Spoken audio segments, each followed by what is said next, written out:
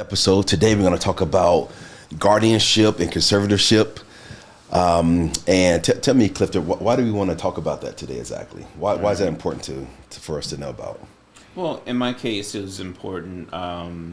Guardianship lets you take care of the person if they're incapacitated or something like that.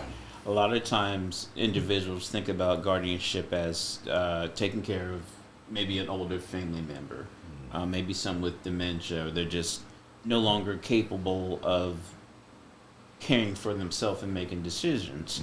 In my case, having a child that was going to become an adult who wasn't able to make those decisions, it allowed me to step in, make his medical decisions and things of that nature Right, to care for him. right, and that's guardianship we're talking about, right? That's guardianship. Okay. With a conservatorship, that's about more financial, and it's the system itself is set up where it's protecting the person in more ways than one. It's protecting them from the individual who's appointed guardian or conservatorship because there's paperwork that you have to submit annually. Or like a audit type of like ledgers and audits and Yes. financials and stuff like that. Sometimes financials, and to make sure that the individual is still considered incapacitated. So like yearly testing, Yes. that kind of thing. I was going to ask that because incapacitated, like it's sometimes it's temporary, right? It's not always Yes. a permanent, No. situation. Okay, so continue. So conservatorship is all about the money. It's all about Yes. finances and money. Do they run like background checks on the person who's supposed to be the conservator? Like, do you know the detail of I'm that? I'm not sure about that, but it's set up so that the individuals aren't taken advantage of, whether it's In what way? by the finances. So you probably would have to submit some financial records. Also, just because you have in my case with a guardianship,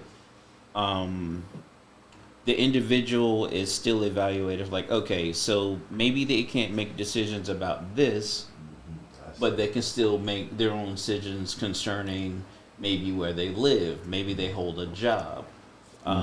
So it's called like the least restrictive environment. I see. Right. So you can't just say I'm going to be a guardian of this person, and like, well, you have to give like detailed reasons. It's not just what you have to say.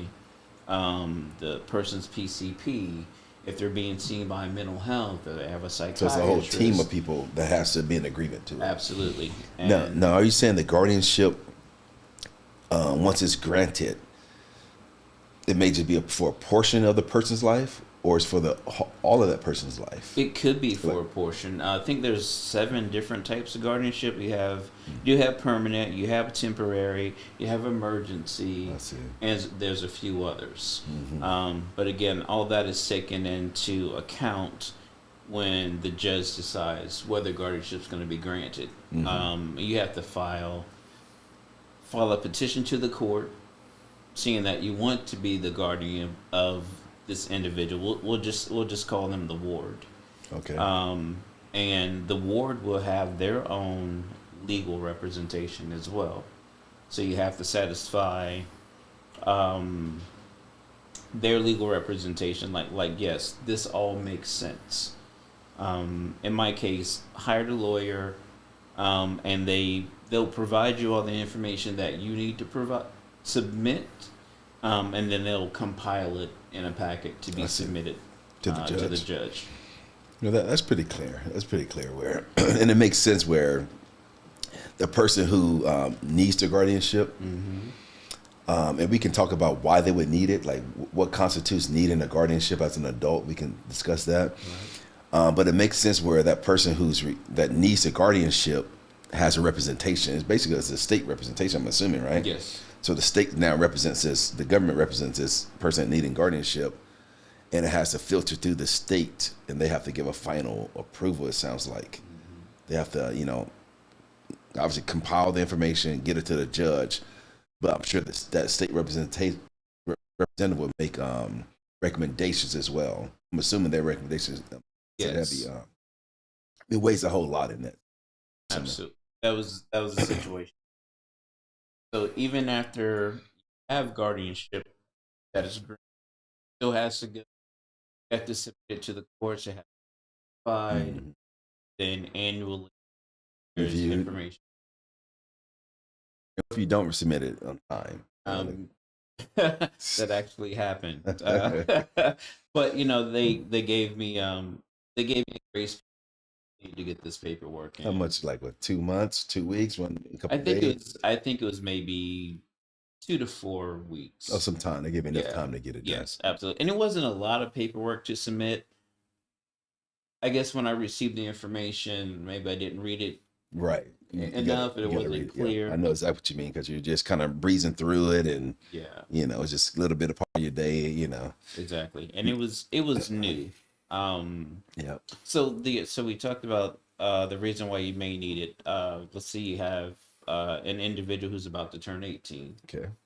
Um, What about it though? Depending on their state of being incapacitated, you have to consider, like, okay, can they make their decisions about medical care, Okay. personal decisions? That comes into play. Personal meaning like where they're gonna live. Hmm. But what other kind of personal decisions they need to make around 18? Just basically if they're gonna maybe have a job where they're gonna Yeah, live. have a job, where they're gonna live, Maybe. just doctor's appointments, things of that nature,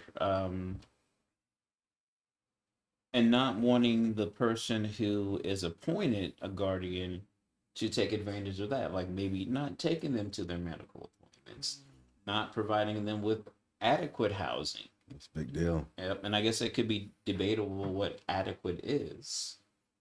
But Yeah. still, that ward being protected throughout the process.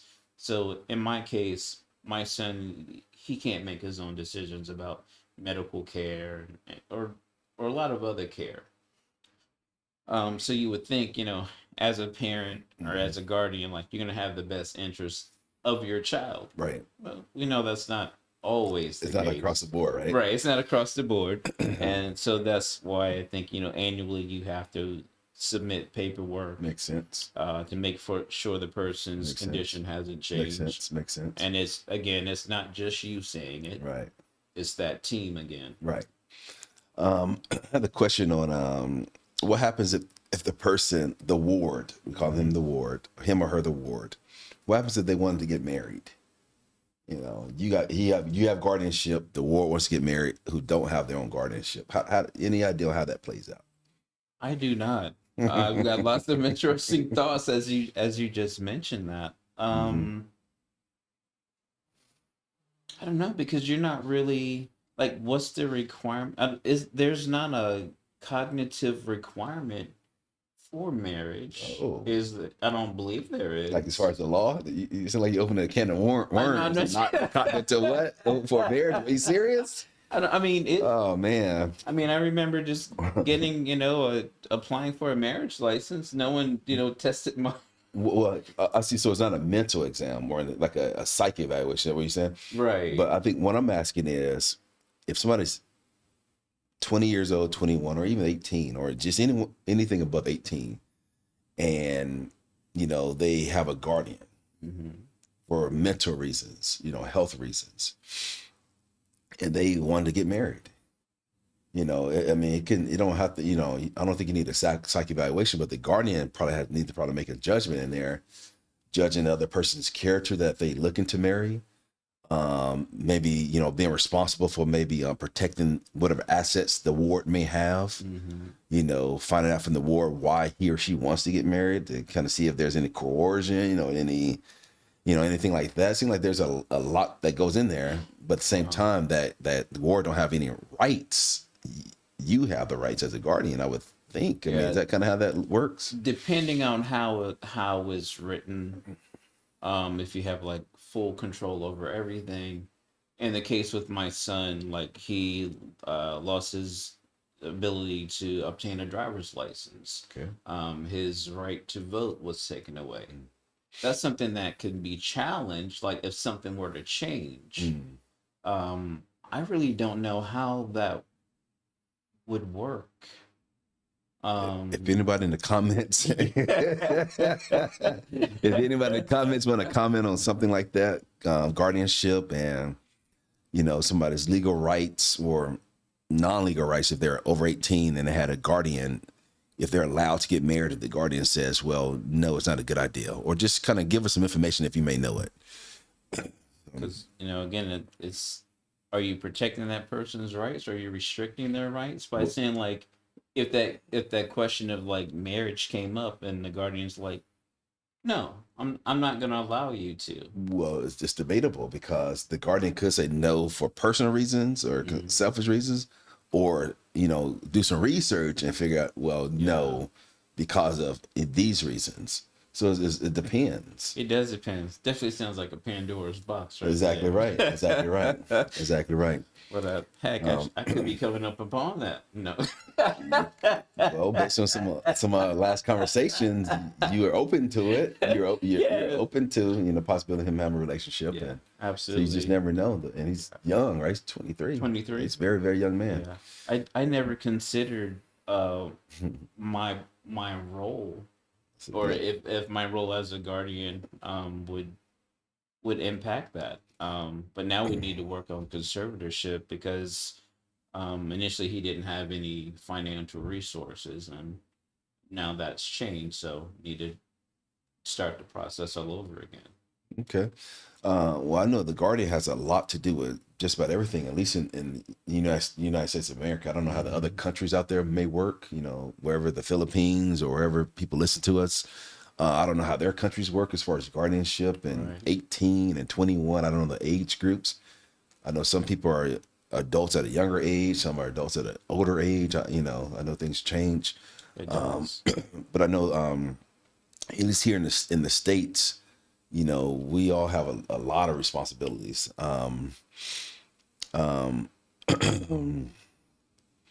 So, okay. So that's, let's read that out, man, if you want.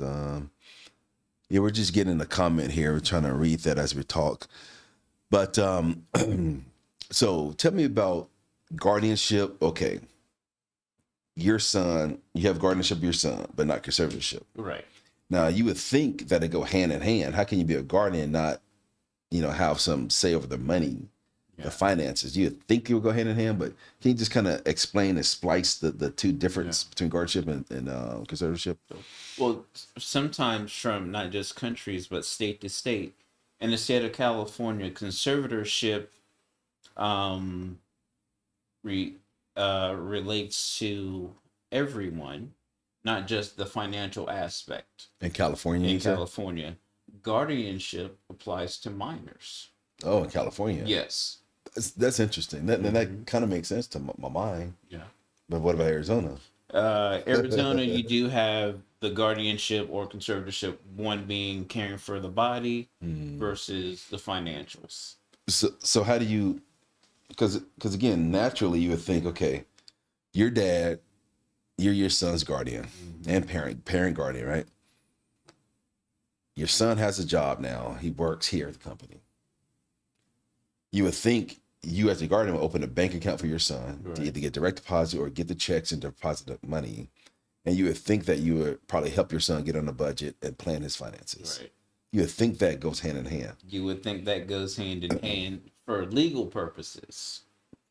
For individual purposes, maybe the guardian or family member or family members needs that individual's resources to help them pay their bills, pay their bills or whatever. And it's not uncommon where individuals are taken advantage of, and they don't get that money.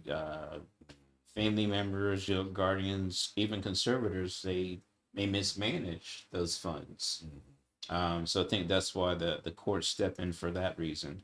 You would also think going hand in hand, as I'm my son's guardian and he now receives assistance from the government, I'll just say. And I have to be listed as a payee. So his funds come to, they're like pay to order of this person. but they're written out to me. I've seen those. Yeah, I've Yes. seen those. Yeah. So you would also think like, okay, well, I'm the guardian. I'm also the payee. Why would I need conservatorship? But It's an extra filter, we can call it, something Yeah. of that nature. exactly, and I think Um, that's how the courts can best try to step in to make sure the individual's not being the power of the guardianship or the conservatorship isn't being abused. It's probably somewhat limited, and I don't know how detailed the checks are mhm. that are in place for the courts or whatnot. Like, okay, do you have to document? Do you have to provide receipts for everything that's spent? I'm listening. Keep going. Keep going. You Keep would going. think, to maybe be on the safe side, Hmm. that might be the best way, or to produce bank records. Hmm. These are withdrawals that were made, and this is how, as opposed to saying, excuse me, as opposed to saying, well, uh, we purchased clothes, or he bought some food, or we took a trip. Hmm.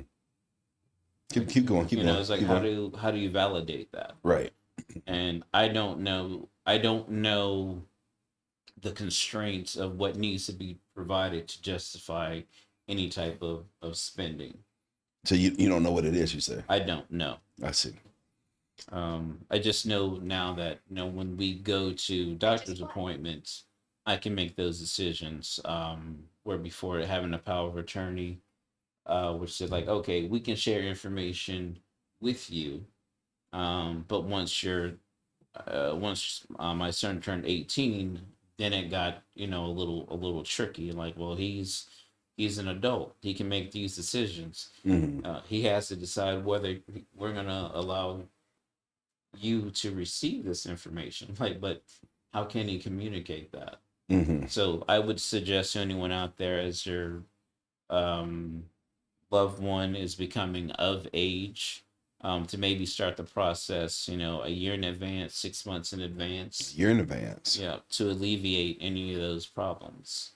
'Cause Okay. it's probably not going to take that long to get in to see a court, but just, some people, it can be slow with gathering information and providing it on time, so you can alleviate any issues when your loved one reaches that age of being an adult, Okay. what we consider to be an adult. Okay. Hey, Sterling, let's pause it there for a moment. I'm trying to look up some latest stories on Okay. disabilities. That's what I'm trying over here doing Okay. this right here. But when you're talking, it's picking up your voice, by the way. Oh, But and you haven't done nothing wrong. I'm trying to figure out latest. Oh, we're live. Oh, Sterling, you there? Keep going. Sorry, let's do it. So where we talking, I'm trying to figure out some latest stories on in the news today on disabilities or those with developmental disabilities.